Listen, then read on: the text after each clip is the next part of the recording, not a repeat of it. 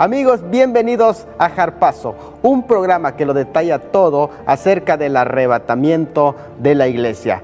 En nuestro programa anterior, que se trató de los detractores del arrebatamiento de la iglesia, culminamos con un video que nos reta a explicar los pasajes bíblicos que son basamento de la fe premilenial y del rapto de la iglesia. Para ello, entremos en materia en un área que se conoce como la hermenéutica, el análisis hermenéutico. Bueno, la hermenéutica general en sí es la ciencia de la interpretación bíblica que trata de los principios y de los métodos, así como de las reglas de la interpretación. Y cuando hablamos de la hermenéutica escatológica nos referimos a esa rama de hermenéutica especial que se encarga de describir los principios que rigen la interpretación específica de los pasajes de carácter profético o apocalíptico, o lo que le llamamos la revelación escatológica. Hoy la Biblia nos da un amplio panorama acerca de la hermenéutica de la escatología, especialmente el tema profético. Es un tema que no debería quedar oculto para las personas y para los creyentes en especial. El libro de Daniel capítulo 12 versículo 9 ciertamente dice: sella estas palabras, que sean selladas y cerradas hasta el tiempo del fin. Y en este momento estamos en el tiempo del fin, en el que estas palabras tienen que ser analizadas, estudiadas y ahora con todos los acontecimientos revelados delante de nuestros ojos.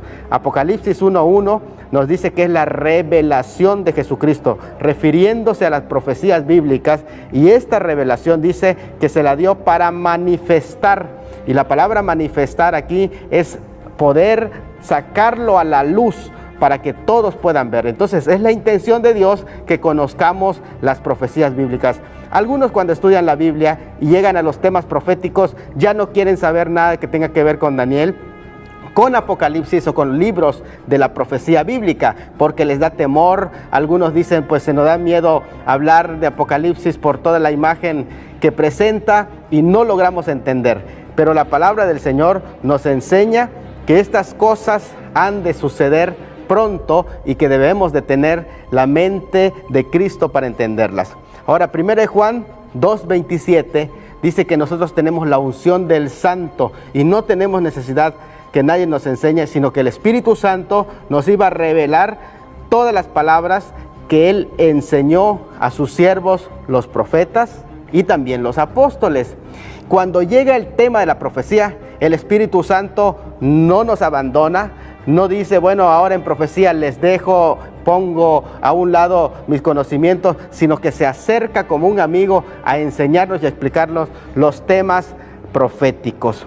Aún cuando se trata entonces del género profético, ahí está el Espíritu Santo que tenemos, que nos enseña. Él es el maestro en la revelación escatológica. Así que siendo el Espíritu Santo el maestro quien reveló estas enseñanzas, también viene a explicarnos de una manera clara y sencilla. Bueno, vamos a ver el siguiente video que nos explica cuál es la perspectiva general de la gente y de los científicos en este momento con respecto a las cosas futuras.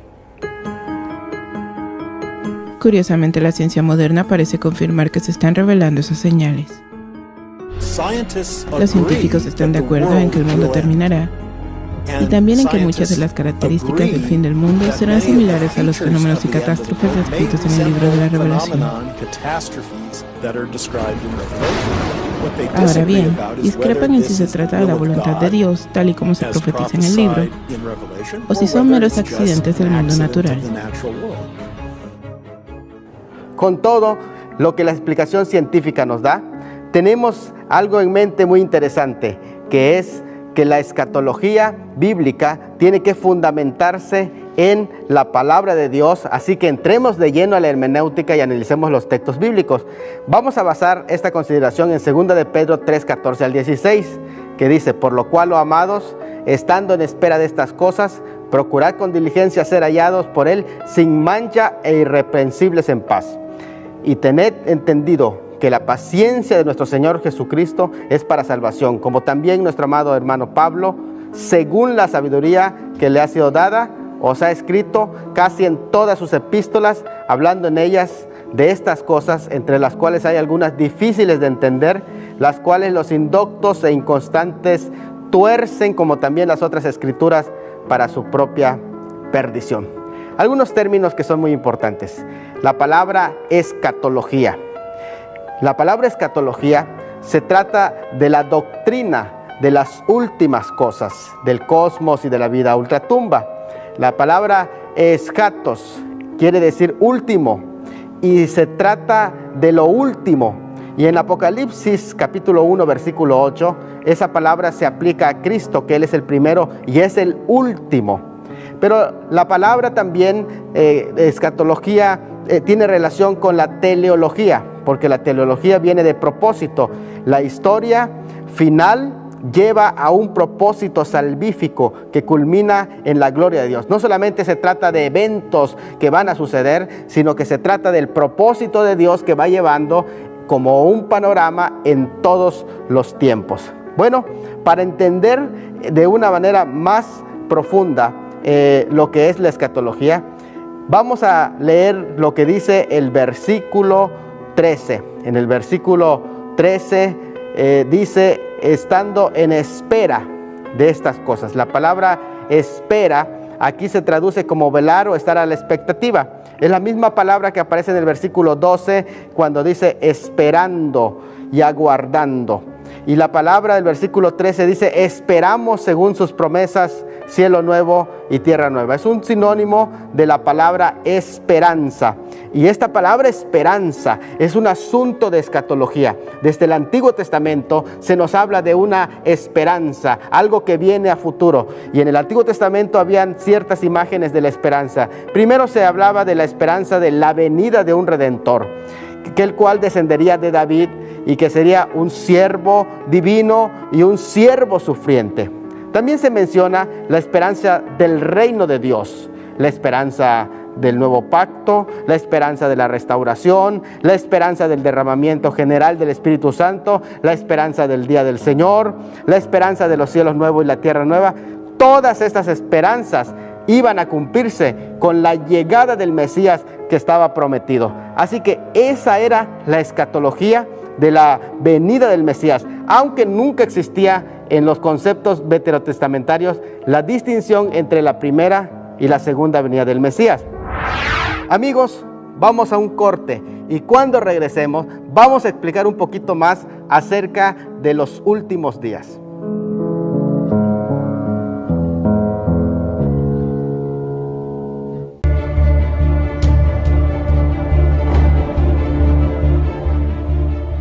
Saludos amigos, continuamos con la explicación de los conceptos de la edad presente, la edad venidera y los días postreros. Para eso vamos a ir a los antecedentes del Antiguo Testamento en la escatología. Bueno, con respecto a eso puede dividirse en tres secciones: la escatología mosaica, la preexílica y la posexílica. Bueno, la mosaica era una escatología muy sencilla, basado en los conceptos de bendición o maldición. Bendición si el pueblo obedece, maldición si el pueblo desobedece. Y esos iban a traer consecuencias tanto positivas como negativas. Era algo muy sencillo en ese sentido la escatología. Y el sentido también que involucraba este concepto mosaico de la escatología representaba un trasfondo sencillo: un exilio al desobedecer, un arrepentimiento y una restauración. Tres etapas: exilio, arrepentimiento y restauración.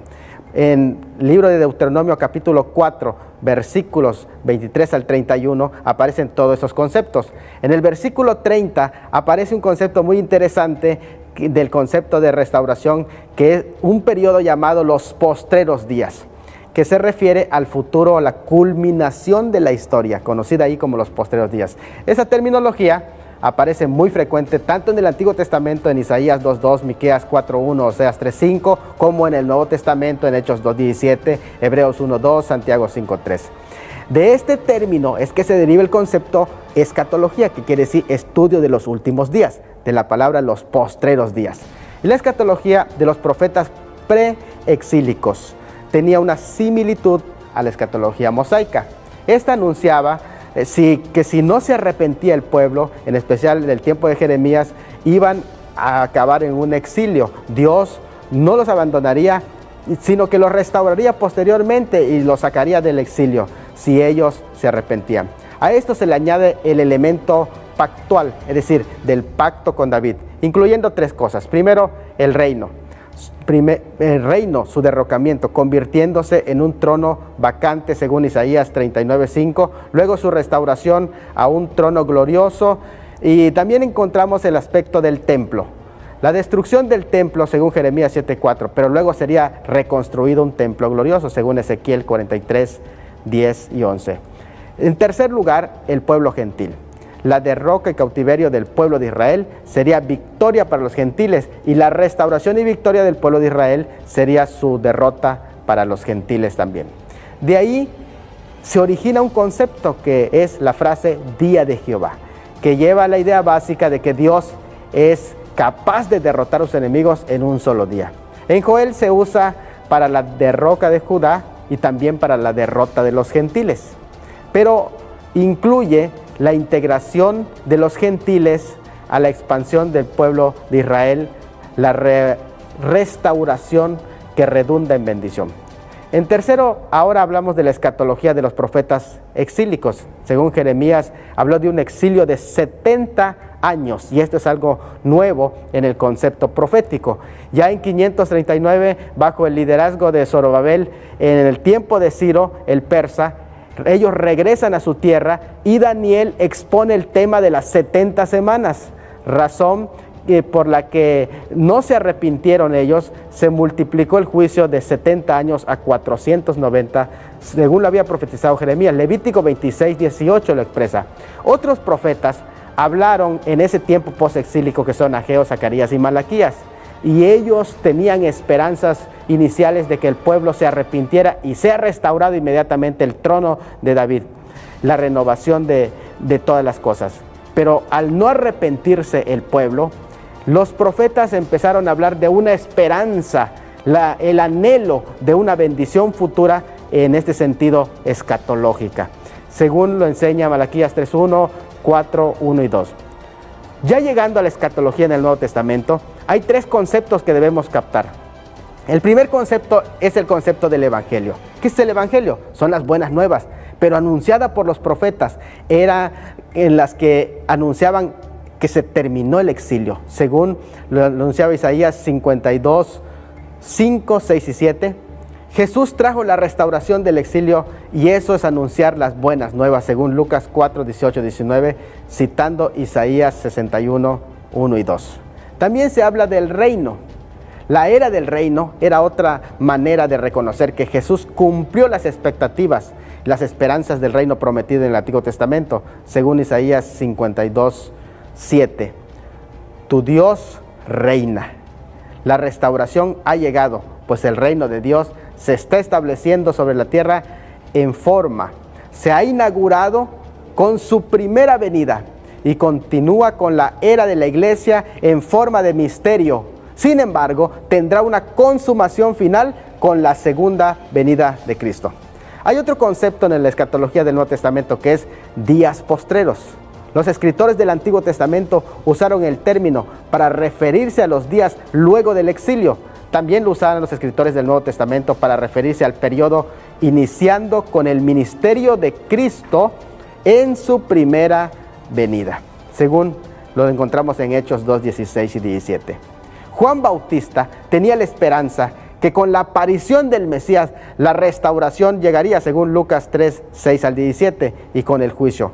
Jesús aclaró que la restauración llegaría lentamente, extendiéndose por un periodo de tiempo gradual, según Mateo 13, 31 al 35. El ejemplo de la parábola de la semilla y de la levadura son muy claras al respecto. Su venida inauguraría el reino. La segunda etapa es la continuación del reino, y la tercera es la consumación del reino. La medida plena prometida por los profetas llegaría solo en la consumación. Vamos a un corte y continuamos con nuestro programa cuando regresemos.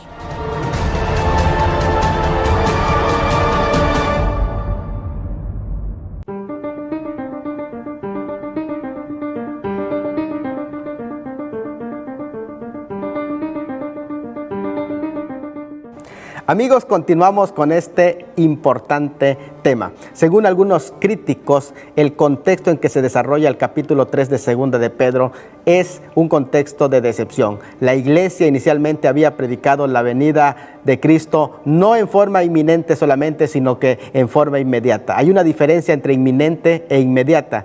Inminente es en cualquier momento, inmediata ellos esperaban que Cristo regresara por ellos inmediatamente, y así que vendían sus posesiones y las iglesias se prepararon para la llegada inmediata de Cristo en ese tiempo en sus contemporáneos.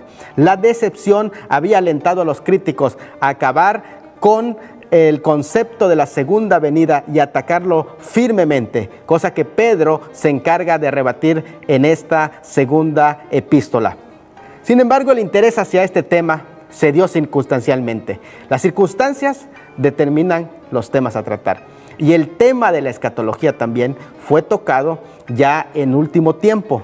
Es la razón por la que la estructuración de gran parte del análisis profundo y discusión detallada de ella se dio en siglos pasados, recientes incluso en la teología contemporánea. El desarrollo de la teología es un proceso normal en el curso de la historia de la Iglesia.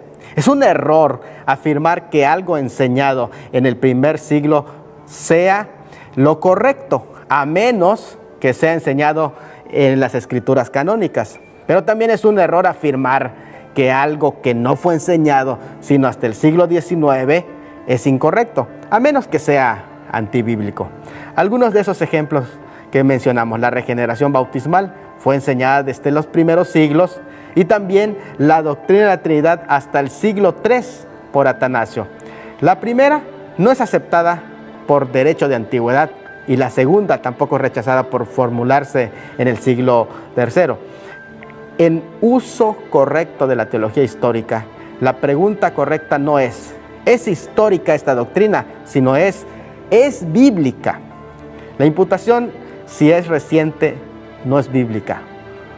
La doctrina del arrebatamiento, que fue un razonamiento formulado para acusar durante el medievo a la doctrina, por ejemplo, de los reformadores, a los que Calvino sin ambages respondió de esta manera: al llamar a esta doctrina nueva, hacen una injuria a Dios, cuya sagrada palabra no merece ser acusada de novedad.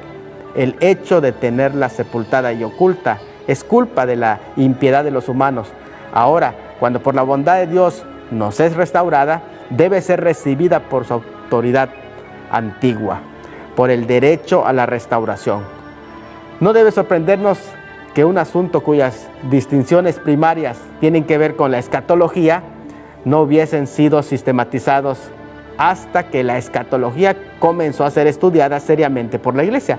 La historia del dogma ha seguido un cierto patrón de desarrollo manifiesto, de discusión. Las doctrinas estudiadas por la Iglesia a través de la historia cronológicamente corresponden al orden general seguido en la mayoría de las teologías sistemáticas. Su orden cronológico fue de esta manera: primero la apologética, luego la teología propia, la antropología, la cristología, la soteriología, y solo después de la Reforma entraron en el estudio de la escatología. Esto no significa que en ninguna forma la escatología o alguno del dispensacionalismo no haya sido considerado antes de los tiempos posteriores a la Reforma. Lo que quiere decir es que su desarrollo sistemático no llegó sino hasta un tiempo posterior. Tampoco debemos olvidar que cada sistema teológico existe, no es final, sino necesariamente es imperfecto y requiere de análisis. Recuerden que la iluminación, así como la revelación de Dios fue progresiva, la iluminación también lo es. Y cuando nos referimos a la iluminación progresiva, estamos refiriéndonos a los conceptos de entender la palabra de Dios. Nuestro conocimiento cada día se va ampliando. Pedro dejó claro, tanto a los detractores como a sus oyentes, que el Señor no ha venido por su paciencia salvífica. Esa paciencia demoraba su venida inmediata durante el tiempo de gracia.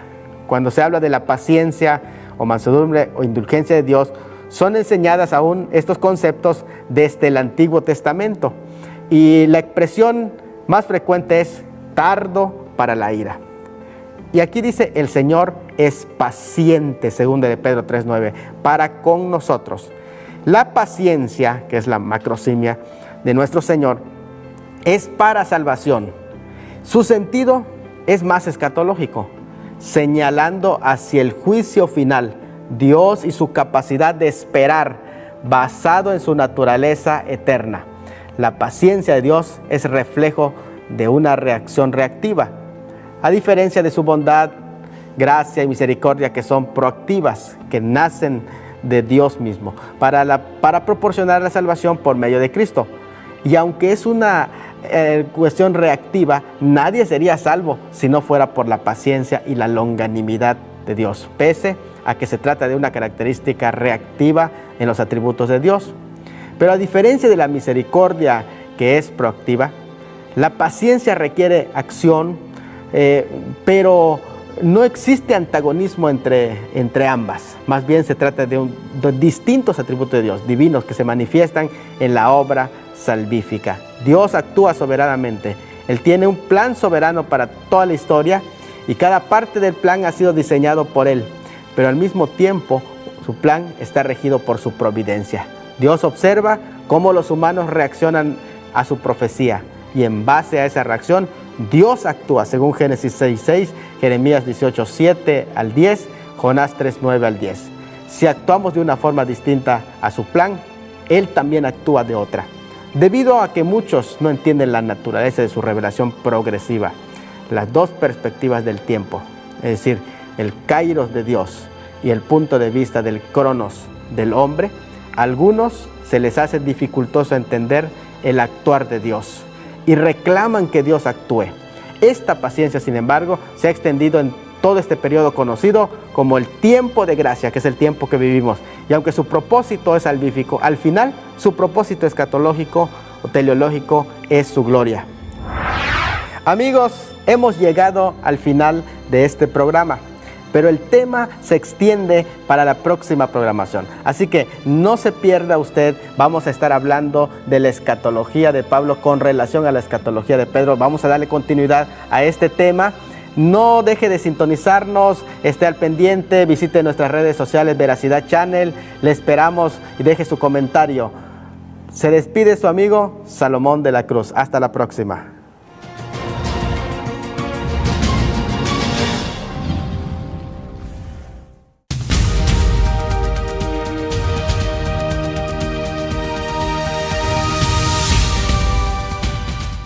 Y del rapto de la iglesia.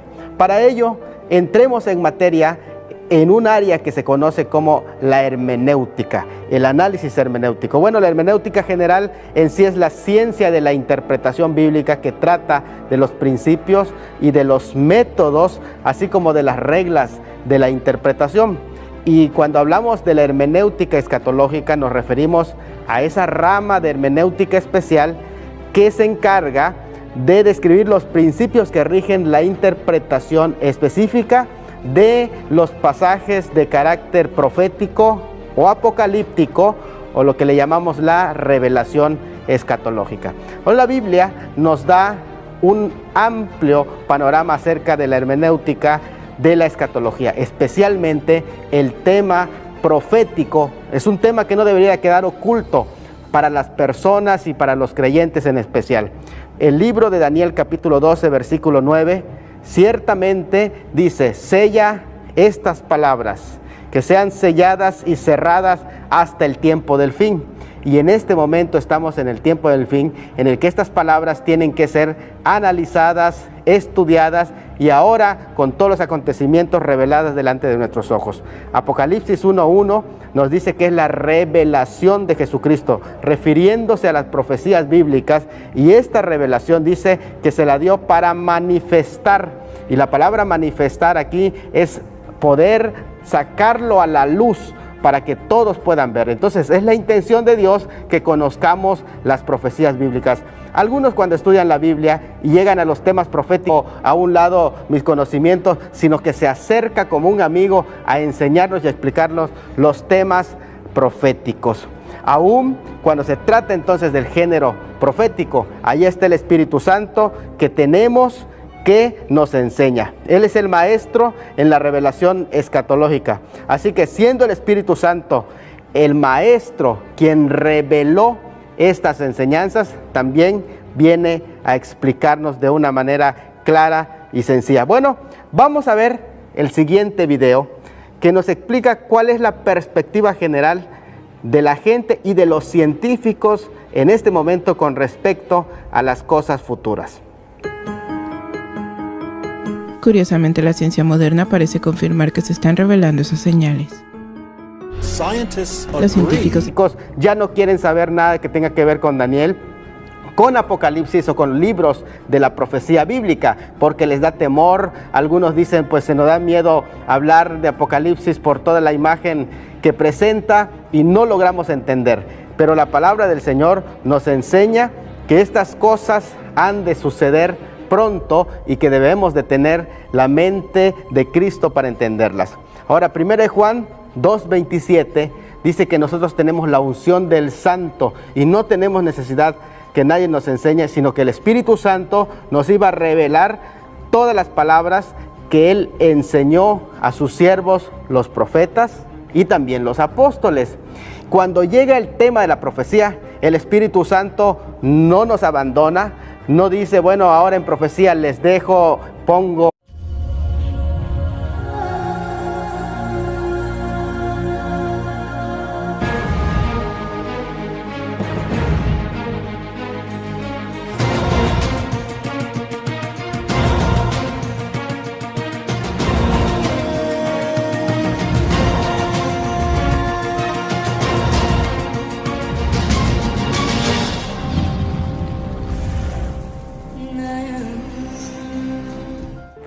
Amigos, bienvenidos a Harpazo, un programa que lo detalla todo acerca del arrebatamiento de la iglesia.